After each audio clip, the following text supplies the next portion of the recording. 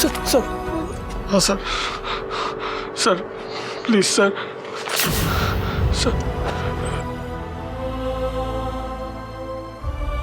মান সম্মানের কাজে সমাজ আমায় কোনোদিনও দেয়নি, আর দেবেও না। কেন? আমাদের ডিলে সেই ইতিহাস ঘাঁটার কি কোনো দরকার আছে মিস্টার বাদশা? তবে যে সমাজে আমি কোনো চাকরি পাই না, কোনো লোন পাই না, সেই সমাজে আমার কাছে অর্থ উপার্জনের খুব কম রাস্তাই খোলা আছে।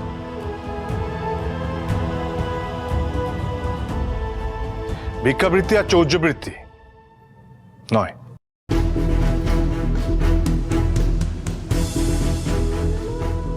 এভাবে রক্ত ঘাম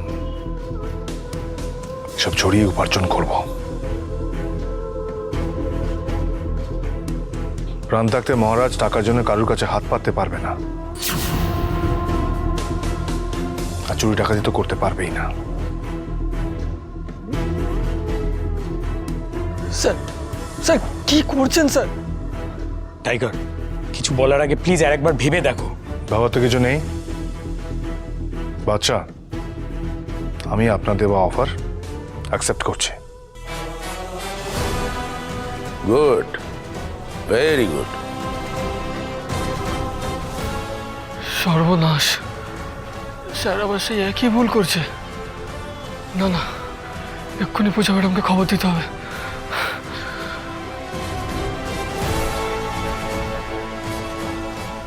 ডিল?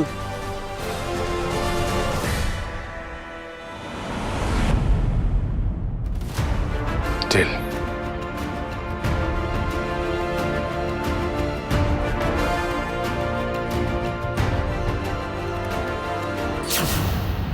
কি খুব আনন্দ হচ্ছে না বর বাড়ি ফিরবে বলে?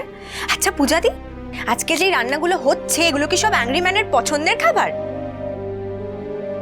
সোজা কথায় যদি সিধে না হয় মহারাজ, তাহলে অন্যভাবে ভাবতে হবে। আর আমি আমার জীবনে যা করছি বেশ করছি। তোমাকে আরো অনেক স্ট্রিক্ট হতে হবে পূজা। না টিয়া, কারোর কোনো পছন্দের খাবার রান্না হচ্ছে না। যেমন রান্না হয় তেমনই রান্না হচ্ছে। বন্ধু, তুমি মেজদার উপর এখনো রাগ করে আছো, তাই না? কেন বন্ধু, রাগ করার অধিকার কি শুধু তোমার মেজদারই আছে? মাথা গরম শুধু ওরই হয়, আর কারোর হতে পারে না, না? আচ্ছা আচ্ছা ঠিক আছে, সে রাগ হোক বা যাই হোক, কিন্তু তুমি অ্যাংরি ম্যানকে বড্ড বেশি ভালোবাসো পূজাদি। তা না হলে পূজাদি কি ভোর থেকে উঠে অ্যাংরি ম্যান ফিরছে বলে এত রান্না বান্না করতো? তুমি বলো। ঠিক বলেছো।